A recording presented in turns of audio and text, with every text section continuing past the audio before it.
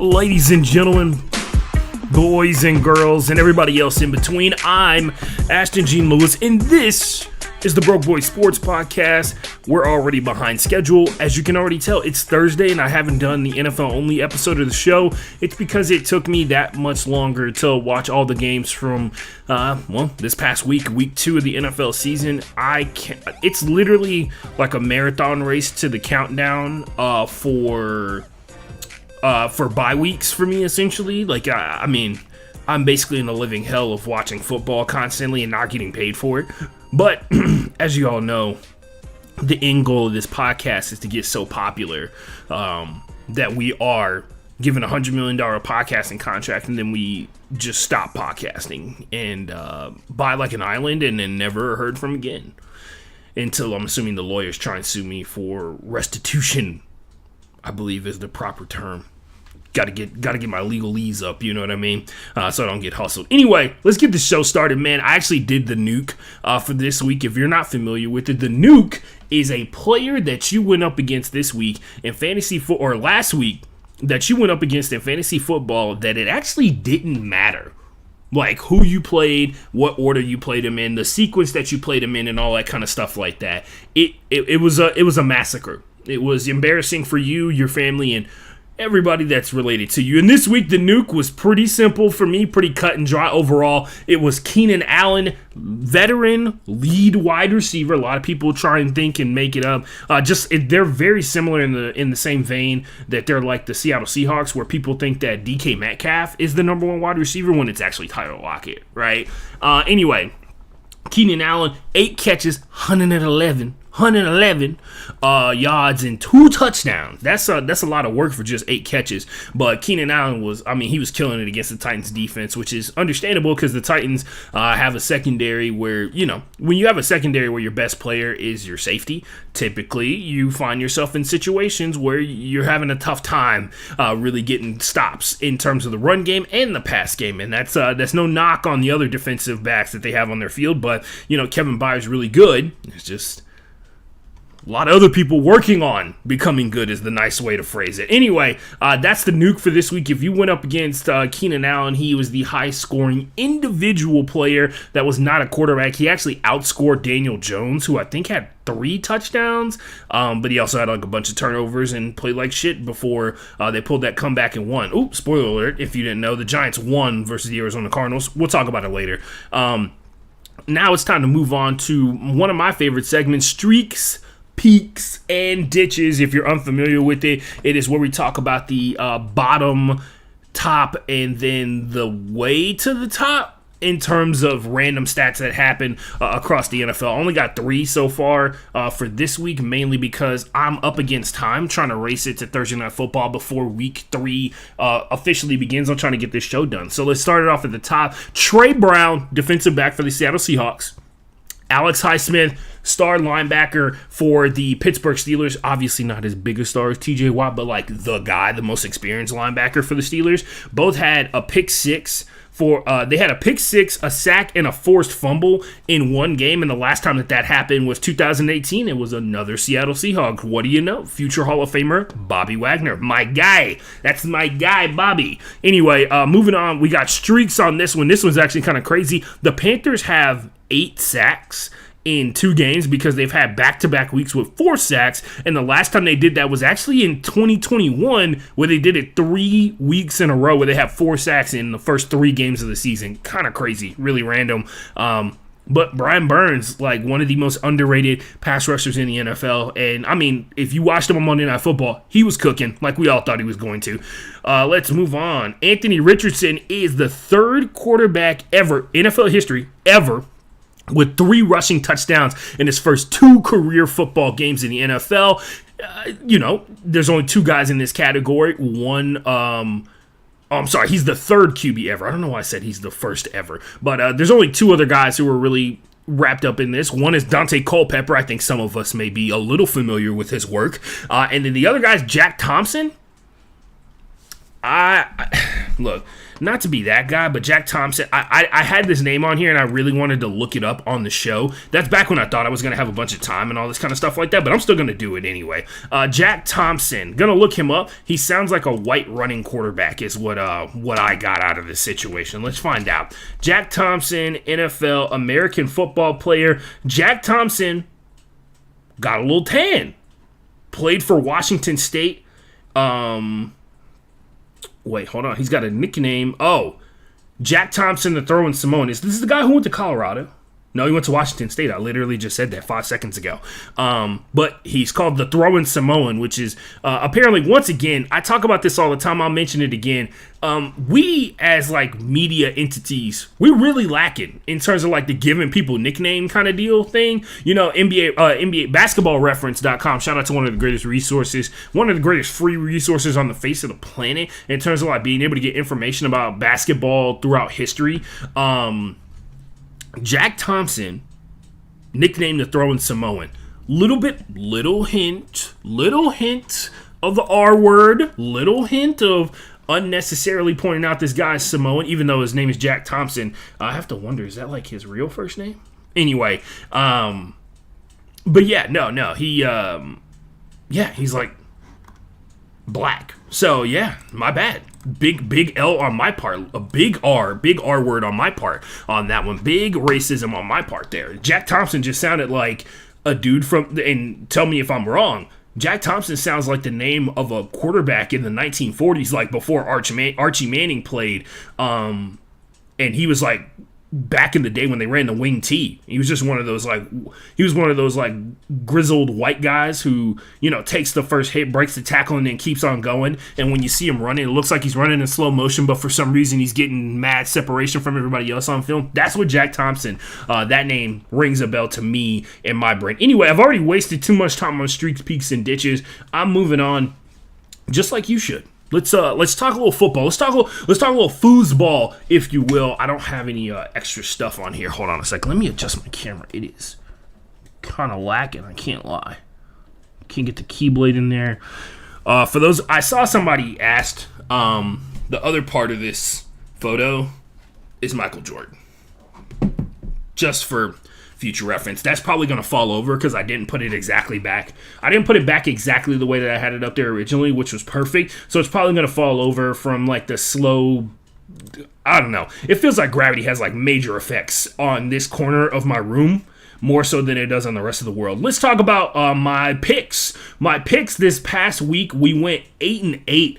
Ladies and gentlemen, that was pretty rough. Knew it was going to be a rough week, mainly because week 2 through 4 are the weeks that we know the least about, or the time that I have the toughest time getting a read on certain teams. I will also point out, it looks like some of my stuff got autosaved incorrectly, and I can back this up, and I hate to be that guy, because on the spread picks, it didn't save in my ESPN Pick'em League. On my spread picks, it saved 2 of the clicks that I did. 2 of them, even though I clicked all of them. So that was fun for me personally, because I have it set up so that you get 1 week where like you did so badly, it just eliminates it, and it gives you the points that go along with it. We're still in the top 71%. We're in the 71st percentile of people on ESPN, but it's still really disappointing to have some of my picks obviously get flipped the wrong direction. Some of my upset picks didn't go the way I thought they would. But that happens, especially when you're trying to hunt for the situations where random things are going to go off the rails and completely derail a team. Anyway, we went 8-8 in the straight-up picks. I'm 18-13 overall in the season. I'll live with it. The spread stuff, I'm not even going to talk about it because it says that I only got 2 correct, and half of them literally didn't even register. So I have like 8 games that are just completely grayed out, as in I didn't make a pick, which I did because I made it on the podcast. Anyway, let's talk about the games. Snooze fest on this one. The Colts played the Texans. So if you're unfamiliar with the way that we do this show, we have 4 different categories that I break up each one of these games or each game into, and the 4 categories are snooze fest, because let's be honest, I think the first step to like the biggest advantage that I have as a podcast where I don't get paid by anybody is my ability to be able to be honest about things that other people who make money doing certain things, people who make money in general, oh man, wow guys, people who make money in general can't really be like 110% honest about what's going on 99% of the time that they're talking about their employers, which is why when you're doing NFL broadcasts, you hear the color commentator after they've like blatantly blown a call, like in terms of the refs and stuff like that. They'll be like, oh, maybe the refs saw it this way. They're always trying to like make what seems to be some elaborate excuse for officials, because that's what's happening. They're trying to make an excuse for the officials because being harsh and critical of the NFL is not behooving to making the most money. Luckily for me, the NFL is going to make and keep making money long after I'm dead. So I get to say whatever I want about it. And I can put things in the category of like snooze fest. These are the games that I had the least amount of fun watching. And I think the games that most of you who don't have to watch every single game for the sake of feeling like you can have a legitimate conversation about the NFL on your podcast, most of you did not watch unless you're fans of these teams. Luckily this week we only had 3, and one of them actually had like a bright upside to it.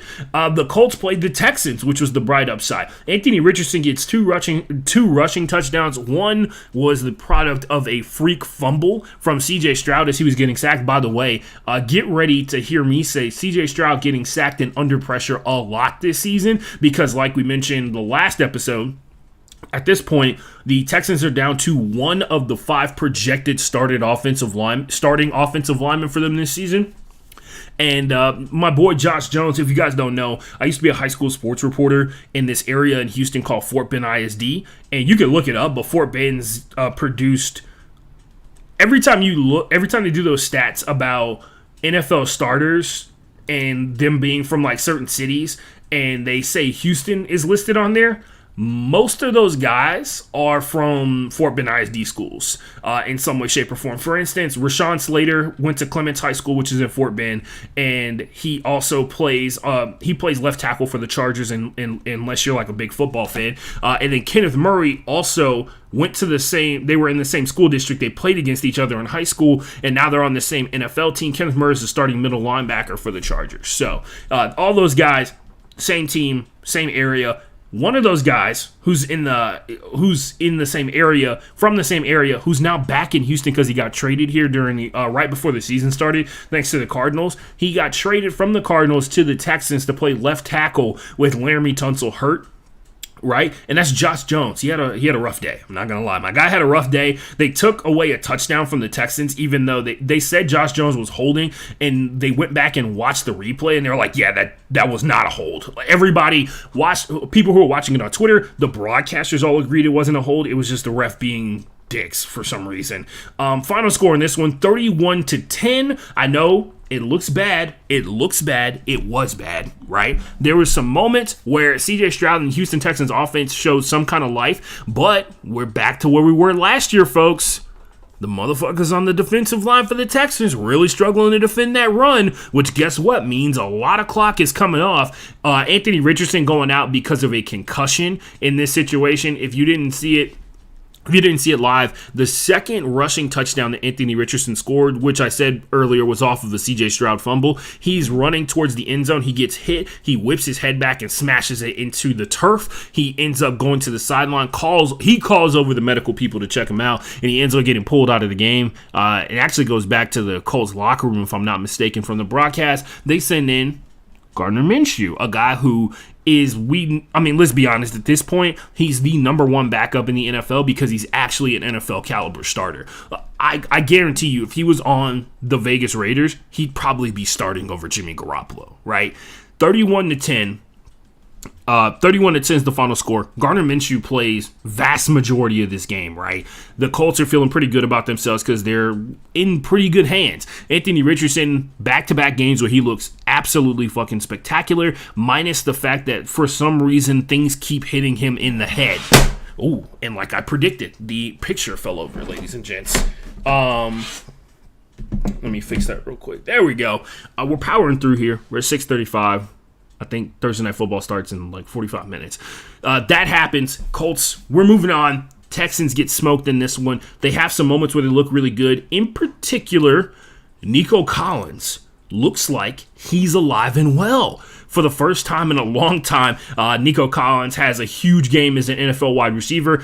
That is also taking into the fact that the Colts have a very inexperienced defensive back room, but nonetheless, he went out there, he made those catches, and he scored that touchdown. I was super pumped to see that. I'm seeing steps forward. I can safely say I feel like I saw steps forward, and I'll take that with a grain of salt, but I like it. Once the offensive line situation gets figured out, which may be a while, and here's hoping that C.J. Stroud's going to be healthy when the offensive line situation gets figured out, because that's a real possibility. We have a repeat of the Derek Carr stuff, but we don't need to mention that, right?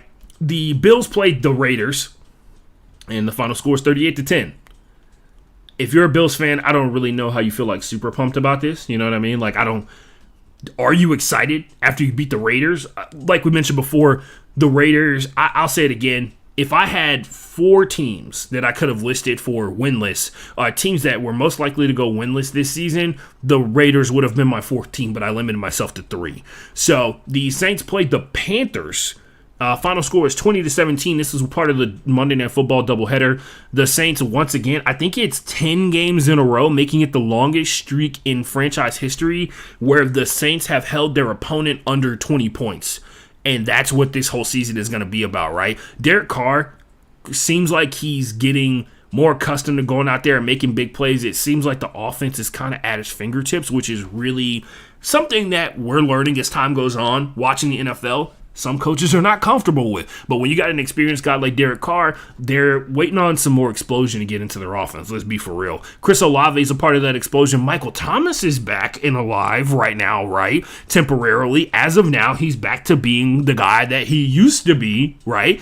And he runs different routes than slants. Who would have thought? 20-17, Saints get another dub. Pretty important. Moving on. Oh, by the way, it's a divisional round dub too, especially against a team like the Panthers, who may or may not be completely out of contention for a playoff spot within about 5 or 6 weeks here. Anyway, the heartbreaker games. These are the games that you watched as a fan, and honestly, the reason the heartbreaker category exists is because the heartbreaking part is what's happening to the players in these games. There's some games later on this season, they're going to be the games that break people, right? They're going to be the games that break players' will to continue to compete.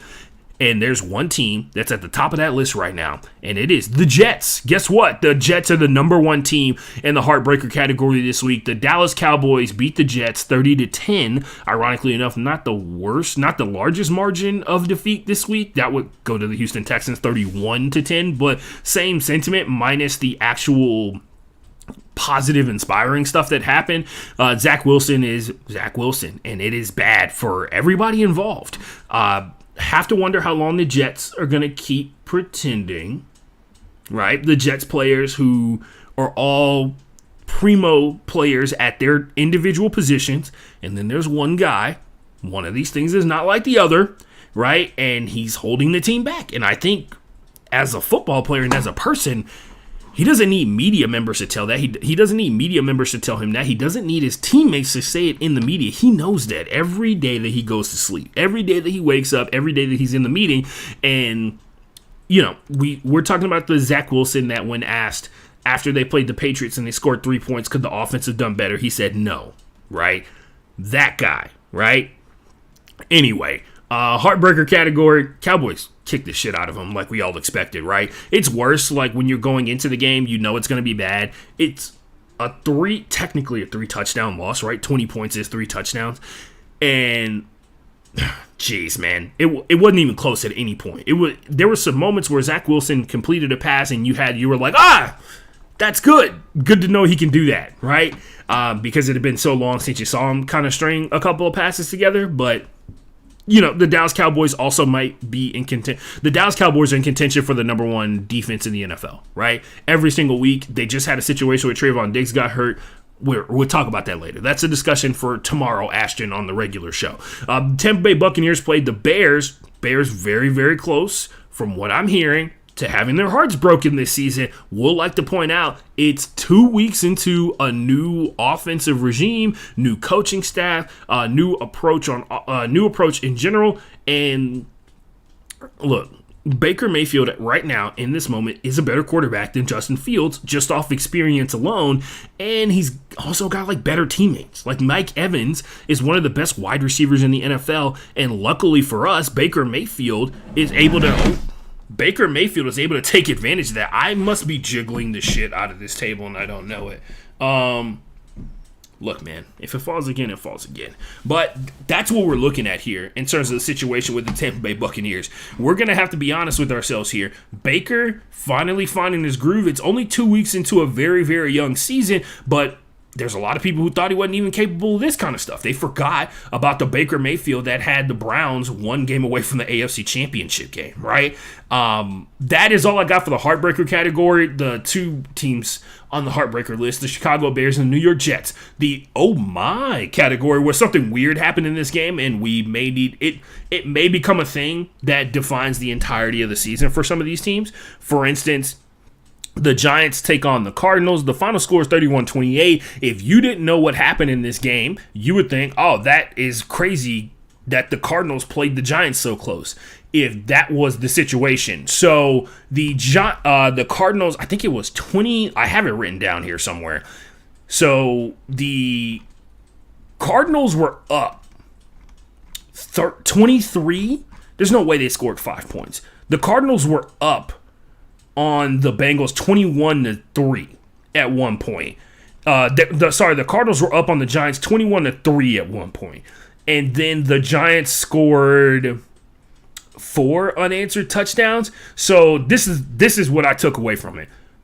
Josh Dobbs is willing to sling that thing. I like that. He was going out there. He was throwing that thing around. James Conner dominated the first half of this game in terms of the run game for the Cardinals up front. The Giants, and actually, believe it or not, the Commanders had very similar games in terms of what happened to the teams throughout it. The Giants were facing the Cardinals defense that was running a ton of zone up front, right? That has become a thing that seemingly obviously there's this constant battle of what's really a zone and some man zone hybrid type stuff like that, because technically even cover 2 has zones into it, right? The safeties are not covering individual people. They're covering their half of the field. Anyway, the Cardinals in this defensively felt like they got really vanilla and they just started dropping back on pretty much, it felt like they dropped into cover 3 almost every single play that they were running. They got pressure in the first half of the game, and then the second half it was non-existent, right? No pressure on Daniel Jones, who's already a mobile quarterback. Daniel Jones starts getting out of the pocket. He starts running a little loose. They get the ball to Saquon a little bit more. Offensive line starts getting some push up the field. It's almost like, I don't know, maybe the Cardinals got tired in the second half after spending a ton of time running up and down the field in the first half, right? Similar to what happened with the Broncos and the Commanders. We'll get to that a little bit later. But the Cardinals score, I have it written down here, and I hate having to pause to go and read it off exactly, but I did write a shit ton of notes about this game, and I would like to point it out. I just like to something for you guys to think about. Is the Giants' defensive line bad? Sexy Dexy's there, Kayvon Thibodeau, a lot of names to be said, but it feels like maybe, just maybe, they might be bad. I saw them defending the run, and it was a lot of push-up front. They were getting kind of shoved off the line of scrimmage pretty hard. At halftime in this game, I have it right here now, it was 20-0 with the Cardinals. So they scored one more touchdown with a with a 2-point conversion and did not score for the rest of the game. And I think they scored, the Cardinals would score one more time at 9:34 in the third quarter, and then they wouldn't score again for the rest of the game. They did not respond at all at one point during this game. Daniel Jones had 43 passing yards and an interception at halftime of this game. By the way, it could have been much worse. The Cardinals' first drive got disrupted off the fact that Zach Ertz had a pass thrown by Josh Dobbs that was just out of his reach, and Zach Ertz was able to get his hand on it. The only problem was a safety was also able to get his helmet into the side of Zach Ertz's head. And actually, it was a shoulder pad. I'm not going to try and put that on that safety like that. But for the most part, it was a lot of it felt like it was just out of reach, and that one play dismantled that entire drive. So the Giants offense magically remembers how to beat zone in the second half of this game. It was pretty funny. Some of the stuff was running mesh concepts, so crossing routes that have points where the two wide receivers are meeting at certain points, and they're running in and so think about if you're dropping back in zone the entire time, the way to attack zone, and this is like Sports 101, they teach you this in basketball. You attack in the seams, so you're trying to, just like in volleyball, when you have a volleyball team and there's 6 people on the court, they have it divided up into 6 individual squares. They want certain people to touch it, but for the most part, if you're in a certain square, you gotta be the first person to touch the ball to keep it into play, unless your libero can get there in enough time. But the best places to attack, just like in basketball versus 2-3 zone, just like in football versus cover 2 and cover 3, is these seams where the gap, or where one person's zone ends and another person's zone begins, because they're typically the furthest from that area, and it creates confusion as to who's supposed to be doing what. So you send as many players as possible to flood those areas and attack those seams, and then you throw the ball to them, and it takes them a second to tackle them, and by the time they do that, they're NFL level football players. They've gained 7 more yards, right? That's what happened essentially. They had to start playing closer to the line of scrimmage, which opened up the passes further and deeper down the field and created a lot of one-on-one matchups, because people were having to, when you run far enough into somebody's zone, they get kicked into man-to-man coverage. We know this, right? Like you're playing zone defense, but zone defense is basically zone until somebody gets into your zone, and then you're picking that person up like you are defending them, right? They had 8 different players with catches in the second or throughout the course of this game. Darren Waller killed them in the second half because he was able to split out and not only help attack the zones, but he was drawing defensive backs because he was able to get further and further down the field because the pass protection got better. And when it's Darren Waller versus a DB who's, let's be nice, a little smaller than Darren Waller, tight end, it is a bad matchup. Jalen Hyatt had a career high in yards, 89 yards in this game. I think he did that off like 2 catches too. There were 10 possessions in this game, and it is like night and day, literally night and day as to what happened. There was, at no point was there a responsive score. So it was Cardinal score, the first drive by the Cardinals, they missed a field goal. Then they scored a touchdown, field goal. And then to start the second half, there was a touchdown by the Cardinals. The Giants scored their first touchdown. That's the only time you would see back-to-back touchdowns and drives. And then the Cardinals did not score for the rest of the game, and it was Giants touchdown, Giants touchdown, Giants touchdown, Giants touchdown, all the way to the end of the game. It was really weird. It was really weird. And it made for a great comeback that a lot of people enjoyed. I didn't have like a ton of fun watching it or whatever, but it was still cool to watch to a certain degree because me personally, I obviously am rooting very much so against the Giants because of how they've treated Saquon. By the way, he's not available tonight for Thursday Night Football. The Chiefs are playing the Jaguars. This is the most concerning final score because both of these teams are supposed to be really good this year. They played each other. It was 17-9, and I think there was also a similar response the last 2 times these guys played each other because the Jacksonville Jaguars and the Chiefs play each other kind of funny sometimes. Anyway, at one point during this game, the Chiefs get so fed up with what's happening that they pull their left tackle, Juwan Jones, out of the Juwan Taylor, out of the game, and then put him back in on the same drive. Very interesting. The Chiefs scraped this one out. It's pretty impressive overall. The Jacksonville Jaguars have yet another disappointing offensive showing. Last week in week 1 versus the Cardinals, essentially what happened was versus the Colts, essentially in week 1 versus the Colts, they really struggled in the second half of the game to get any points on the board, which is what allowed the Colts to get back into the game because they were able to score while the Jaguars were really struggling.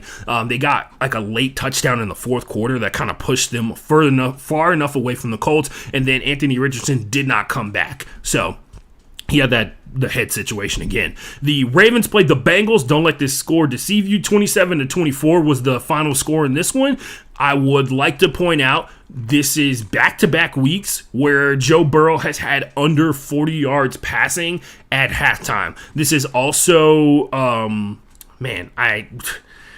Look, I watched this game, and it was basically pretty one-sided, especially considering at the time, I was more obsessed with the fact that the Ravens offense looked so good.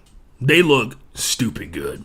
The Ravens offense looked like it was the perfect balance of passing run and utilizing Lamar Jackson's ability to use his legs. Even when the Bengals' pressure started to pick up, Lamar Jackson was still finding ways to get out of the pocket and gain yards on certain plays. Justice Hill looks really good. Gus Edwards is out there running it really well. And it's sad to say we're talking about another season where J.K. Dobbins is out, and they seemed like they were fully prepared for that. They had Mark Andrews back. He scores a touchdown in this one. It was so much of what you finally have been waiting for from the Ravens in this game, and the Bengals were there. The Bengals did pull a massive comeback. The Bengals didn't score an offensive touchdown until there was less than 3 minutes. I think it was like 2 minutes and 48 seconds left in the third quarter. The Ravens had multiple they had multiple drives that went over 6 minutes throughout the course of this game, including in the fourth quarter where they seemingly dominated this one. One of my favorite parts, other than seeing Lamar go out there and do his thing, had a lot of fun seeing him mix it up with Zay Flowers, Bateman, and then they got OBJ into the mix. Speaking of OBJ, one of my favorite parts was, for the first time I think ever in my life, and I've been alive for 31 years, the refs had a makeup call that went the way of the defense 3 times in a row. So let me explain it. Cameron Taylor-Britt, defensive back for the Bengals, is defending Odell Beckham Jr. down the field. OBJ sees I don't know where he comes up with this scheme, but he grabs Cameron Taylor-Britt's jersey by the chest plate and pulls him into him as OBJ's falling down towards the ground, and it makes it look like Cameron Taylor-Britt ran over Odell Beckham Jr., even though the ball had not been thrown by Lamar Jackson, by the way. He gets nearly sacked on this play. The ball goes nowhere near these guys. They're in the end zone, and Lamar's like 30, 40 yards away, and the ref thinks, in all this grand wisdom, I should throw this flag, right? Because there was a chance that he could have thrown that ball to Odell Beckham Jr. Yeah, right. They go back. Zach Taylor's losing his mind. I'm losing my mind because it is yet another of the many, many examples of a defensive player being absolutely abused, not only by offensive players being able to do whatever they want on the field, but blatantly flopping in a football game of all places. And it's by Odell Beckham Jr. Everybody's fave. You know what I mean? Everybody's not problematic fave or whatever. And that flop then is followed by 3 consecutive holding calls on the Ravens offensive line and kills the Ravens offensive drive. They were at one point on the 5-yard line, and then they're literally looking at 1st and 30 2 plays later.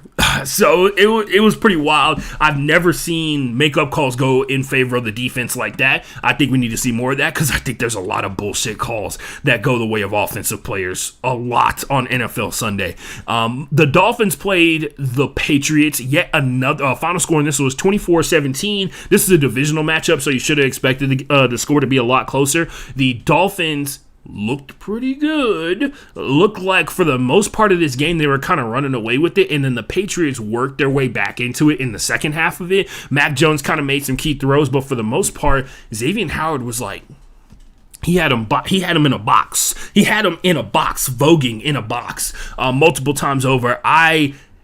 Look, you just need to go back and find the clip of Xavier Howard running the route for, I believe it was Kayshon Boutte, or was it Devontae Parker? He runs him out of bounds, and on a streak route, he runs him out of bounds and just catches the ball and like takes off. He ran the route for him and then said, no. You're ushers the wide receiver out of bounds and then takes the ball for himself. So, X Factor is for real, bro. Xavier Howard is the guy, as we've all suspected for a very, very long time. The Dolphins' pressure, not where I would have imagined it would have been throughout the course of this game. They had a lot of internal pressure, like up the middle and stuff like that. But for the most part, the Patriots offense kind of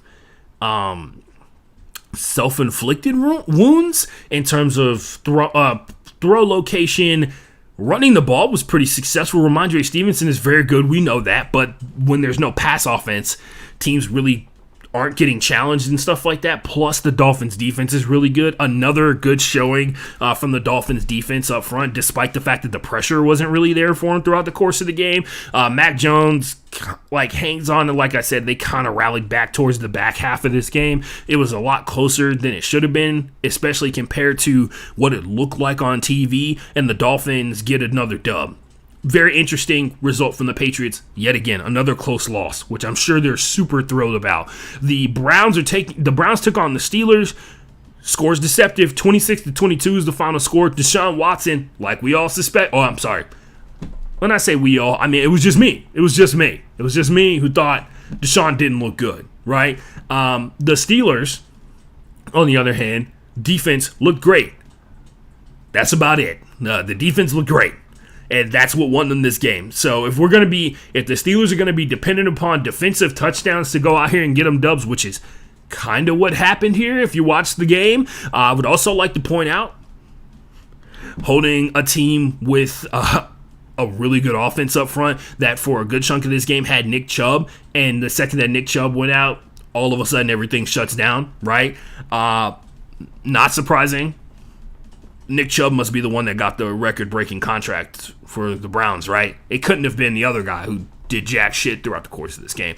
Both of these teams look really bad, and luckily they can chalk it up to it's a divisional matchup, and at the end of the day, it's a dub for the Steelers, and they're going to need every single one of those they can get, because there's just going to be some games that they can't win because they don't have enough offensive firepower to go along with it. And when I say that, I mean decision-making at the quarterback spot, because I personally believe that Kenny Pickett has the ability to make a lot of these throws. It's just about when he's going to be able to make those throws, because he runs out of time very quickly in the pocket, which is something we talked about before. Moving on to our final category before Thursday Night Football kicks off. This is what we're here for. This is the dope category. These are the games that we saw this week that made new NFL football fans, in my opinion. So, there's 5 games in this category this week. Insane. I think it might be, it is obviously a season high. We're only in week 2, but this might be the highest that it's ever been in the year and something that I've been doing this. So the Seattle Seahawks played the Detroit Lions. This game was a ton of fun for me to watch personally. It went in overtime. It felt like it was really just truly back and forth on this one. The Seattle defense was a big concern for me personally after that Rams game because of how they looked in the second half of it. They showed up here versus the Lions. They gave up 31 points, but it also may be because the Lions have one of the best offenses in the NFL. The defensive backs for the Seahawks, Devin Witherspoon, they were, look. They saw Tariq Woolen, Kobe Bryant, they saw Julian Love out there, they saw Quandre Diggs, and they said, you know who we should throw at?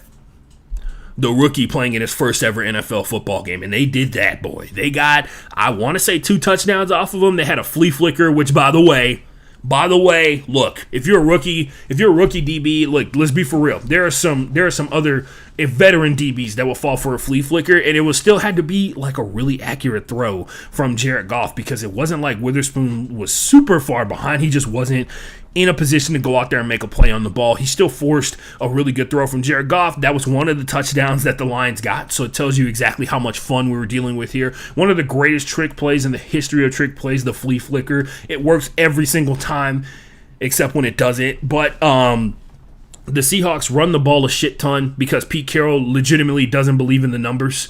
Pete Carroll doesn't need dudes who've never coached an NFL football game to tell him that, hey man, you shouldn't run the ball because passing is more efficient. Or he should believe in the fact that having a versatile offense that has the ability to run the ball, control the clock, throw the ball, and get up and down the field very quickly is important to being a really good football team. What do you know? 37-31 was the final score in this one. Geno looked really good. Jared Goff looked pretty good. Oh, by the way, the wildest part about this is, so two things. Week 1 is streaks, peaks, and ditches. I mentioned that Jared Goff had a streak of like 329 consecutive passes without throwing an interception, which I think was like 10 over the course of 10 games last season, right? That streak's over. Yeah, broadcaster's jinx. Sorry. The other thing was, this was 37-31 in an overtime win for the Seahawks, and the Lions turned the ball over 3 times in this game. And the Seahawks turned it over 0 times. That is one of the biggest statistical anomalies ever. And it might be a prime example of just how good the Detroit Lions offense is, and also indicative of the Seattle Seahawks, how complete they are as a football team, and be able to go out there and beat a team that had 3 possessions taken away from them and then be able to score. By the way, one of those possessions was ran back for a touchdown. So yeah, it was wild is the way to watch it. If they're ready to say it, it is that Dolphins-Chargers game. This is in that category. This was a ton of fun to watch, and especially considering I think a lot of us watching football are starting to see what's happening.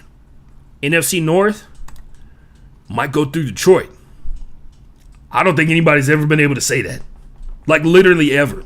I don't remember the last time the Lions were in the playoffs. And let's be for real, I didn't think after Matthew Stafford left, they'd ever be any good. But Jared Goff, the QB swap, really weird husband swap, wife swap, whatever you want to call it, has worked out for both teams really well. Like they've built, like Jared Goff's first touchdown in this game, he threw it through double coverage. Like not into, through double coverage from 2 defensive backs from the Seahawks and got a touchdown out of it. I don't know. Things are changing. What a time to be alive. The Commanders played the Broncos. The final score is 35-33. This is what we're here for category because I like Ron Rivera. There, I said it. Sean Payton's back. The Broncos are 0-2, right? I believe, off the top of my head. They lost this game, in case you didn't hear the final score I just read off like 10 seconds ago. This game was wild. Broncos were up 21-0 or 24-3 at one point, and then had 18 unanswered points scored against them at one point in this one. The Commanders, this was kind of magical. So I watched this game from beginning to end, but I wanted to see like how this shit happened. And the only thing I can really come up with is the change. Well, look. This is the messed up part about this. I'll read this stat off and then we can talk about the sad stuff. Before Sunday, Sean Payton was 72-0 when he had an 18-point lead. I think a lot of coaches have a really high win-loss record when they have an 18-point lead over an NFL football team. But 72-0 is like definitive evidence in favor. Sean Payton, good football coach, right? The fact that you got 72 games in your career where you got almost 3 touchdowns on an opponent, usually a sign that you're pretty good at your job. The Broncos used their motion to set up their run blocks, which, if that's not the most anti-2023 thing, like it's like using a futuristic tool. It's like getting a ray gun and then using the butt of it to hit your opponent in the head, and you almost respect the person in the sense of like, this is a heavy thing and it has multiple uses. One of those uses is extra violent and the other one is a ray gun, right? So the motion that we've been seeing throughout the course of the season so far, it's only 2 weeks in, and I swear every single team has utilized orbit motion or half orbit motion where the person runs behind the running back, they're out of I formation or something like that, and then runs back, or out of pistol or out of shotgun, and then runs back to where they came from originally. They run parallel to the line of scrimmage. They snap the ball, and it gives the wide receivers, the smaller guys, a runway to go out there and do their thing. The Broncos were using that to set up run blocks off the edge, and I respect it. I want more. I honestly, man, I wouldn't be surprised if you see that out of the Seahawks offense here pretty soon. They love to run the ball, and they got a guy, Jackson Smith-Njigba, who they love to get short yardage stuff to so that he can do quick, shifty things up the field.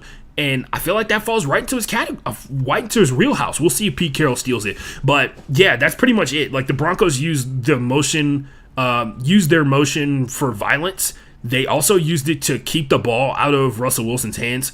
They scored 18 points, or they scored 2 touchdowns and a field goal with him throwing 8 passes. And in the second half of the game, they had to throw the ball, and then bad things happened. The Commanders' zone felt like it was mad predictable, and Russell Wilson's been around long enough. He was able to tear it apart, but the adjustments to the zone in terms of like the players recognizing formation, being able to recognize where the meshes, where the crossing routes are going to happen, and figuring out how to play both sides of that crossing route seemed like it tightened up as the game went on, and it caused a lot more issues. Combine that with the fact that the Commanders' defensive line picked up in terms of overall pressure in the second half of this game, and it turns into small window plus less time to figure out how to throw into said window, and bad things happen. That's what the Commanders did. They generated bad things by being mean, right?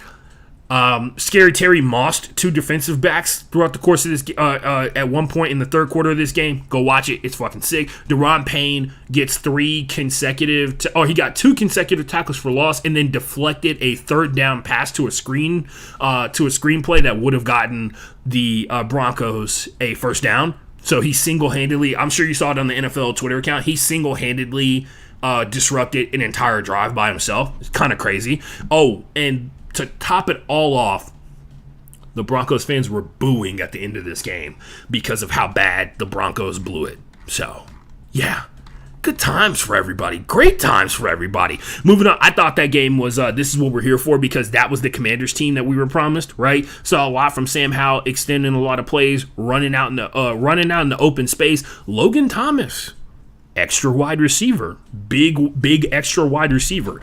Like that a lot. Hopefully he can avoid getting yet another concussion. At one point, Kareem Jackson did literally leap and launch himself into Logan Thomas's head, and he was able to come back into the game. If you don't know, Logan Thomas has like 18 concussions on record or whatever. I think it's literally 7 in just the NFL, and that's not including like college and middle school and high school and stuff, right? So, yeah, he's got a lot of concussions. Anyway, the Niners played the Rams. This game was insane. Lot of really fun stuff overall. This is 2 of the better teams. 2 teams that look like they're playoff contenders for sure. Obviously, the 49ers are a Super Bowl contender as long as they have Brock Purdy healthy, and they're a Super Bowl contender, point blank, period. At one point, Brandon Ayuk gets hurt in this game, and Jawan Jennings steps in, and it doesn't change how fast the offense gets up and down the field. Kind of wild. The balance that the 49ers have is ridiculous. The Rams go out there, like we talked about week 1, Cam Akers is fired. He got traded. Kyron Williams is taking over.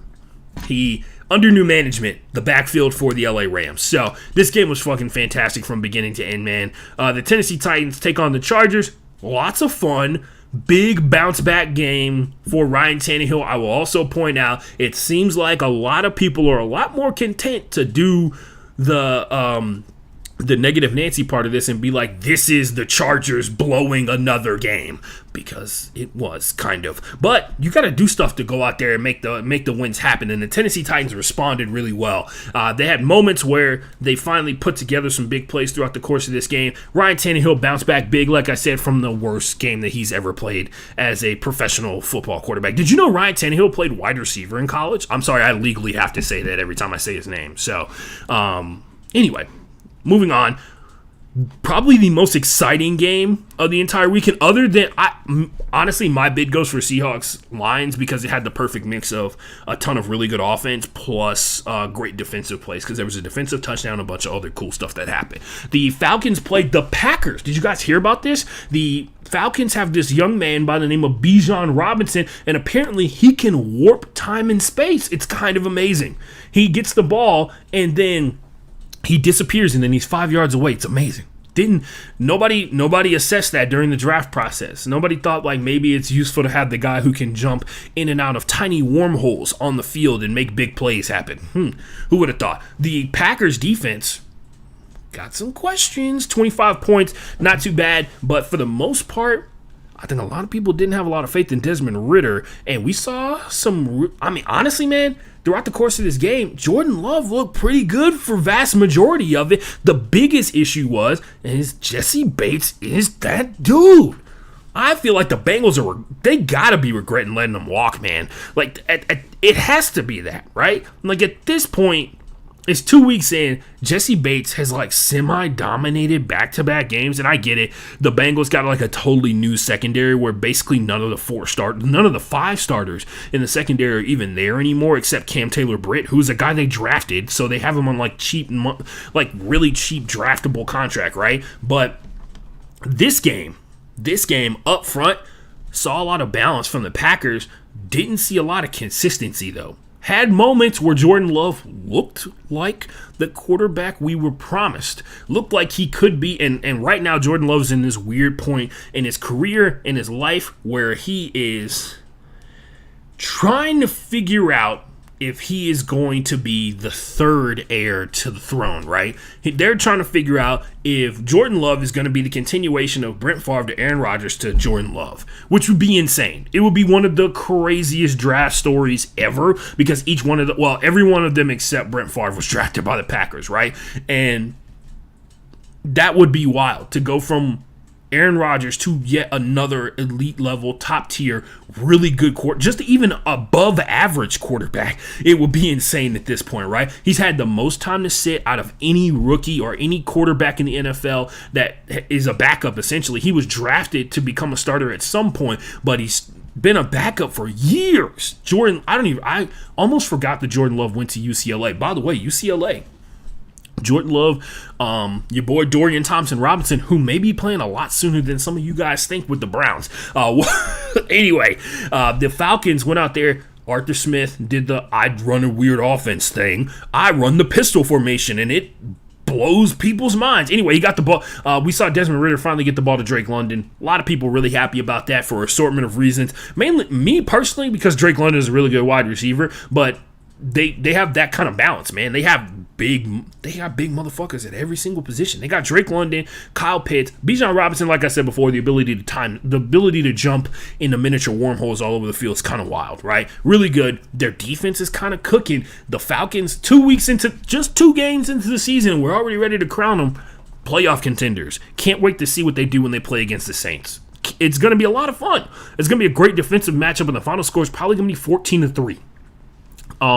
Thursday Night Football, look, man, this was prime time for Kirk Cousins to do the thing where he's a little sleepy boy, right? It was a prime time game at night, and usually Kirk Cousins shuts down in a lot of these situations. He turned up in the second half of this game. I would also like to point out how funny it was to watch the Eagles. It was like happening in real time, and I don't know if this was like part of them trying to work on some new passing scheme stuff. They did have an incident where A.J. Brown like got into won the OC and Jalen Hurts' face or whatever about like, hey man, I need to get the ball. And to his credit, he does need the ball. Like, A.J. Brown does need the ball for the fact that he's a big person around small people in a lot of open space who runs very fast. He needs the ball. Like, for scientific purposes, we all need A.J. I don't even have A.J. Brown in any fantasy team that I have. I just know that, like, when A.J. Brown has the ball, there are very few bad things that can happen for your offense. But it was also really funny to watch the Eagles in real time. Remember, our offense is like way bigger than everybody else's. We should just run the ball. And that's what they did. And DeAndre Swift played like DeAndre Swift did when he was healthy with the Lions. Who would have thought? Now we got a problem, right? Kenneth Gainwell's coming back. DeAndre Swift is back there. And then, like, if you don't know anything about Rashad Penny, look up his work. Rashad Penny, DeAndre Swift, very similar stories. Basically two sides of the same coin. But, like, if the coin was 2 heads, that's basically what it is. That's basically what the deal is with those guys. Except Rashad Penny's injuries are like way more vicious. Like I said before, I said early on during the preview, and I said it during week 1. Rashad Penny does the thing where like he plays like a top 5 running back in the NFL, and then his body explodes.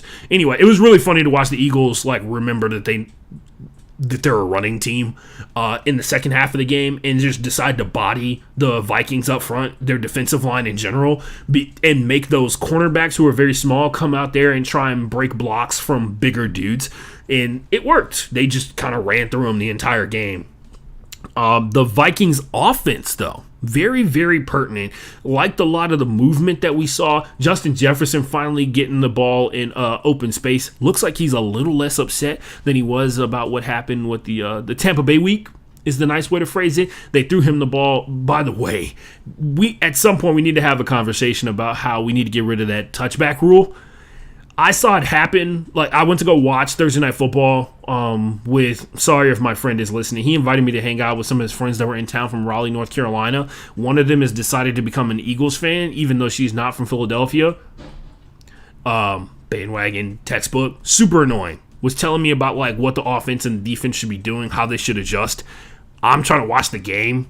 You know, I like to watch football. Her husband was talking to me about rec sports that he plays, which is really cool. I was just trying to watch the game. Had a lot of fun with them. They seemed really cool when they were not talking about football to me. And my friend did the thing where he's just like, "Oh, that's the sports guy. He knows sports." And so they just bombarded me with all these questions and all this kind of stuff like that. Honestly, it was one of those moments where I felt old because these people were not doing anything wrong. I was just annoyed, and it could have been literally anybody who was saying what the very nice lady who was talking, because we had multiple conversations about other things, like things in North Carolina, about how she's went to NC State, how she loves NC State and hates Duke and North Carolina, all that kind of stuff like that. But the second she started talking to me about the game while we were trying to watch it, it was tough because I'm not trying to have that conversation with people while we're trying to watch the game. Anyway, interesting thing about me. There you go. That was free. That was for free. You learned a lot about your boy Ashton just now. Anyway, maybe I'm a bad person. Maybe I'm whack because, let's be for real, I'm annoying. How am I going to tell somebody else that I'm annoying when I'm annoying? The 49ers are playing the Giants for Thursday Night Football. I will be taking the 49ers, mainly because the cash cow that is Saquon Barkley no longer available. Andrew Thomas not playing. It's going to be bad. It's going to be bad. It's going to be feast week, baby. The important thing, 49ers, biggest miss. Ambry Thomas and Brandon Ayuk are not playing. Very important. Brandon Ayuk just came off of week 1, best career game as an NFL football player, and then was killing it in week 2 and then got hurt, kind of was in and out throughout the course of the game. Give me the 49ers for 500, please. Very simple. Not going to try and break it down. Not going to try and get weird about it. They're going to generate a ton of pressure. And if the Giants play, even if the Giants played like they did in the second half of that game versus the Cardinals, they might be scraping up Daniel Jones off the turf, bro. Anyway, that's all I got. I'm out. You're done too. You need to go watch Thursday Night Football just like I need you. Make sure you wash your hands, drink water, have a good time. I'll be back here tomorrow. I'm not going to sit here and lie to you and tell you I know what time I'm going to be back here to record my show. I'm going to try and do it as early as possible because I got other stuff to do later tonight, and I got tryouts for my quad ball team this weekend. So I'm trying to get all my podcasting out of the way as soon as possible. Love you all, except the ones that I don't. And go home, Roger.